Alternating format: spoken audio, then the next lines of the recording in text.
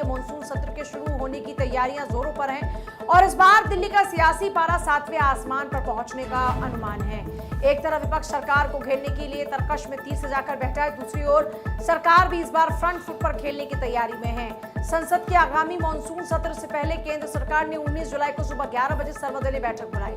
बैठक का उद्देश्य संसद के सुचारू संचालन को सुनिश्चित करना, विभिन्न राजनीतिक दलों के साथ सत्र के एजेंडे पर चर्चा करना। संसदीय कार्य मंत्रालय की ओर से बुलाए गए इस बैठक में सभी प्रमुख राजनीतिक दलों के नेताओं और संसद में उनके प्रतिनिधियों को आमंत्रित किया गया। बैठक के दौरान सरकार मानसून सत्र में पेश किए जाने वाले प्रमुख विधेयकों और अन्य महत्वपूर्ण मुद्दों पर विपक्ष को जानकारी देगी।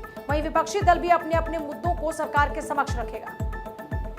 संसद का मानसून सत्र अगर आप देखें तो सबसे बड़ा घमासान यहां विकसित भारत शिक्षा अधिष्ठान यानी VBSA बिल को लेकर होने जा रहा है।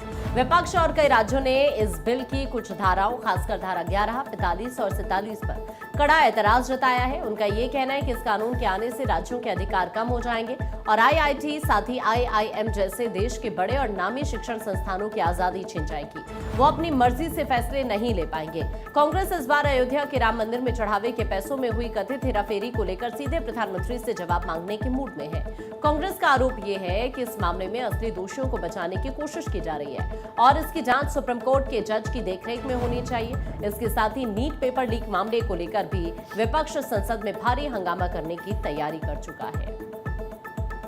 लेकिन ट्विस्ट यह है कि सरकार इस बार विपक्ष के हर हमले का आक्रामक जवाब देने को तैयार है, क्योंकि राज्यसभा का पूरा गणित अब बदल चुका है। 24 जुलाई के बाद राज्यसभा में भाजपा के सदस्यों की संख्या रिकॉर्ड 117 होने जा रही है।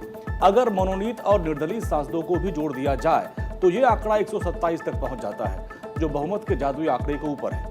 इसके अलावा सहयोगी दलों को मिलाकर एनडीए की ताकत 153 तक पहुंच जाती है। यानी अब सरकार को अपने जरूरी बिल पास करवाने के लिए विपक्ष के आगे झुकने या फिर उनकी शर्तों को मानने की जरूरत नहीं है। टीएमसी के 3 पूर्व सांसदों के बीजेपी में शामिल होने से सरकार की ताकत और बढ़ गई। साफ है कि इस बार लोकसभा और राज्यसभा दोनों जगह सत्ता पक्ष का दबदबा दिखने वाला है। जब सरकार के पास नंबर गेम का पूरा पावर हो तो वो अपने एजेंडे को तेजी से आगे बढ़ाती है। सूत्रों की माने तो इस मानसून सत्र में सरकार विपक्ष के हंगामे की परवाह किए बिना कई बड़े और ऐतिहासिक बिल को संसद से पारित करवाने की पूरी तैयारी कर रही है।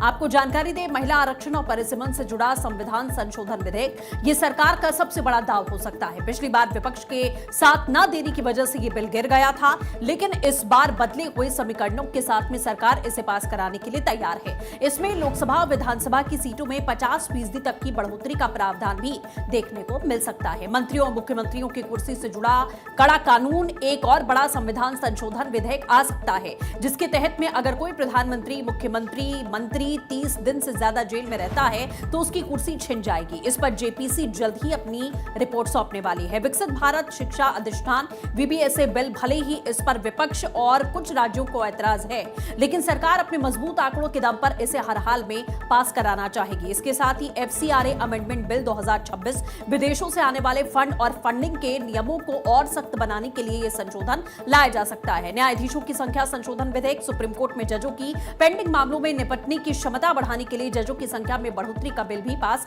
कराया जा सकता है। एंटी डोपिंग बिल और कोड ऑन वेजेज नियम 2026 खेलों में पारदर्शिता लाने और मजदूरों और कर्मचारियों के वेतन से जुड़े नियमों को सुचारू बनाने के लिए यह बिल भी कतार में है। कॉर्पोरेट कानून और सिक्योरिटीज मार्केट्स कोड यानी कि बिजनेस को आसान बनाने और बाजार के नियमों को मजबूत करने से जुड़े कई अन्य महत्वपूर्ण विधेयक भी इस सत्र में पारित किए जा सकते हैं। कुल मिलाकर देखा जाए तो इस बार का मानसून सत्र से बहस और हंगामे का गवाह नहीं बनेगा, बल्कि देश की राजनीति और कानून व्यवस्था को बदलने वाले कई बड़े फैसलों का मंच भी बनने वाला है। देखना दिलचस्प होगा कि विपक्ष सरकार के इस नंबर पावर के सामने संसद के भीतर अपनी आवाज कितनी बुलंद रख पाती है।